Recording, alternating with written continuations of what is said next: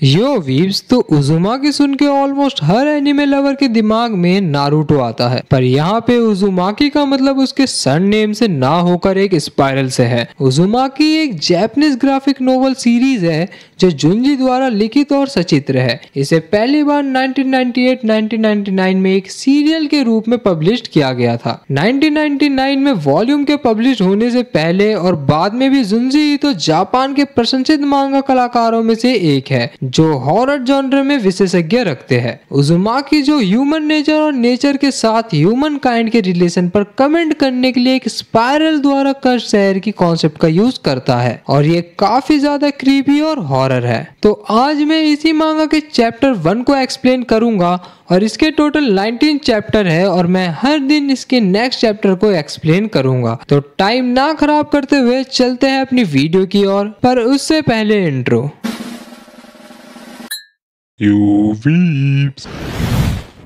हम चैप्टर के स्टार्ट होने से पहले कुछ पैनल्स में देखते हैं जिसमें किरीगोशिमा ने अपने होम टाउन कुरोजुचो एक गांव का परिचय दिया जहां कई अजीब घटनाएं घटी है। अब चैप्टर 1 की स्टार्टिंग होती है जिसका नाम है द स्पाइरल ऑब्सेशन पार्ट 1। हम चैप्टर की स्टार्टिंग होते हुए देखते हैं जिसमें एक लड़की अपना परिचय दे रही है और अपना नाम किरीगोशिमा बता रही है। जैसे ही किरी अपने लवर सुची सेतो से मिलने के लिए रेलवे स्टेशन की ओर जाती है, वो देखती है कि सुची के पिता एक खाली घोंगे के खोल को घूर रहे हैं।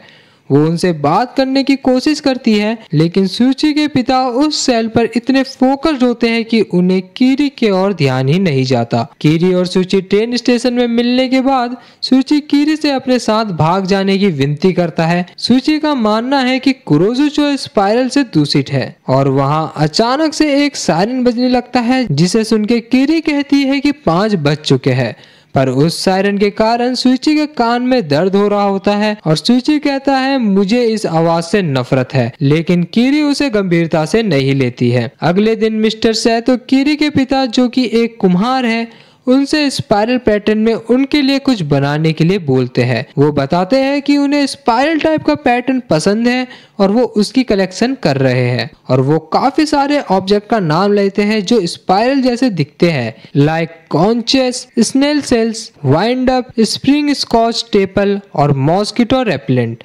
और वो कहते हैं कि अगर आप भी ध्यान से देखें तो स्पाइरल हमारे हर जगह मौजूद है। फिर हम अगले दिन किरी और सुची को एक साथ किसी जगह बैठे हुए देखते हैं और सुची किरी से पूछ रहा होता है कि क्या मेरे पिता कल तुम्हारे घर आए थे? तो किरी बोलती है हाँ वो आए थे और वो कुछ स्पाइरल टाइप का बनाने के लिए बोल रहे थे और मेरे पिता उस चीज में काम करने के लिए लग भी गए हैं। और किरी कहती है कि उसे नहीं लगता स्पाइरल में दिलचस्पी होना कोई वियर्ड बात है। फिर सुची उसे बताता है कि उसके पिता ने काम पे जाना भी बंद कर दिया है और वो सारा दिन उन स्पाइरल के साथ गुजारते हैं। तुम नहीं समझ पाओगी क्योंकि तुम नहीं जानती। फिर हमें अगले पेज में दिखता है सुची के पिता ने अपने घर में हर चीज स्पाइरल कर दी है और वो एक स्पाइरल टेप को घूरे जा रहे हैं और सुची बताता है कि वो एक बार उन चीजों को देखना शुरू करते हैं तो वो हमें नहीं सुनते। और सबसे वियर्ड बात तो ये है कि उनकी आंखें गोल गोल घूमना स्टार्ट कर दी है और ये काफी अजीब है और मेरा यहाँ गोल गोल घूमने से मतलब है स्पाइरल की तरह।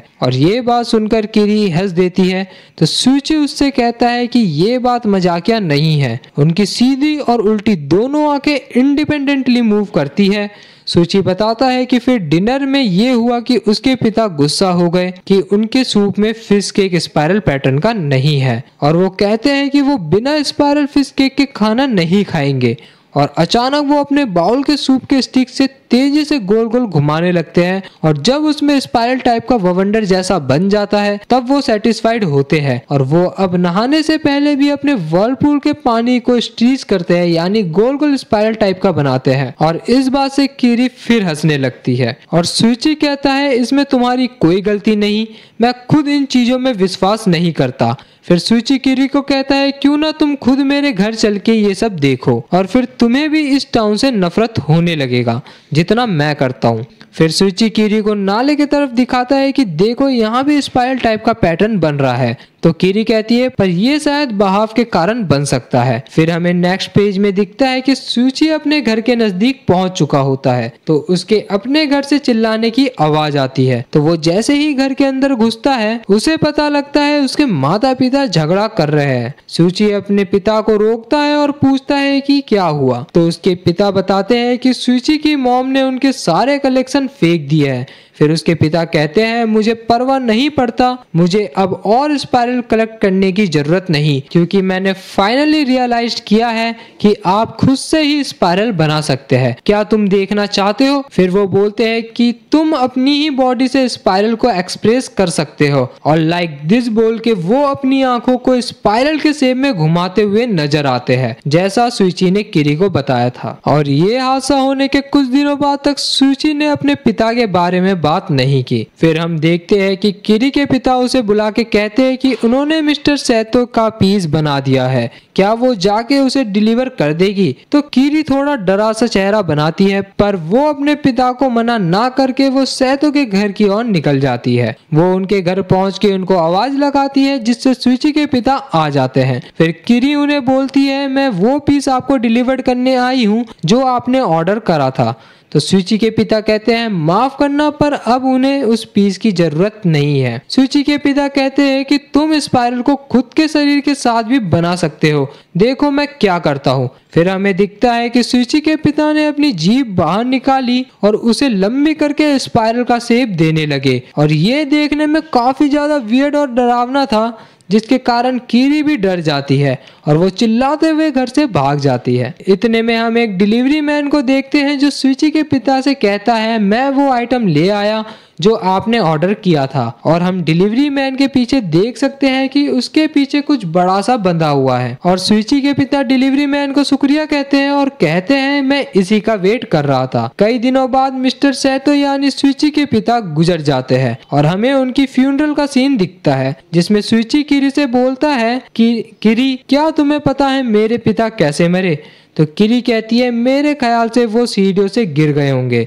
तो सूची बोलता है ये वो बात है जो हम सबको बता रहे हैं पर ऐसा नहीं हुआ था क्योंकि मेरे डैड बहुत ज़्यादा एबनॉर्मल हो चुके थे, इसलिए मैं और मॉम हॉस्पिटल गए थे डॉक्टर से सलाह लेने के लिए उन्हें बिना बताए और हम सब राजी हो गए उन्हें हॉस्पिटल में एडमिट करने के लिए। और उस रात हम घर देर से आए पर हम कहीं भी डैड को नहीं ढूंढ पा रहे थे। फिर हमें लार्ज ट्यूब मिला जो हमने पहले कभी घर में नहीं देखा था और मैं सोचने लगा वो क्या है और हमें दिखता है कि सूची उस टब के ढक्कन को खोल देता है और जो उन्हें और हमें देखने को मिलता है वो कि सूची के पिता ने खुद को उस टब के अंदर फिट कर लिया था, वो भी एक स्पाइरल के फॉर्म में।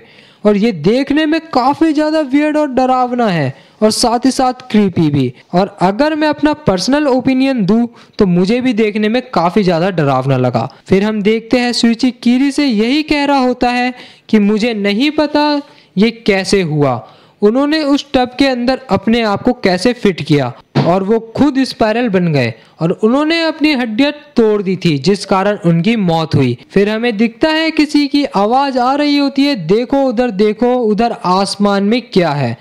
और जब सूची और किरी भी आसमान में देखते हैं और वो चौंक जाते हैं और यहाँ हमारा चैप्टर 1 खत्म होता है। किरी और सूची ने आसमान में ऐसा क्या देखा कि वो दोनों चौंक गए, ये हमें चैप्टर 2 में पता चलेगा। तो तुम्हें ये वीडियो कैसी लगी मुझे कमेंट में ज़रूर बताना और तुम्हें इसके आगे चैप्टर चाहिए या नहीं ये भी बताना। मिलते हैं अगली वीडियो में। सायोनारा ओताकुस।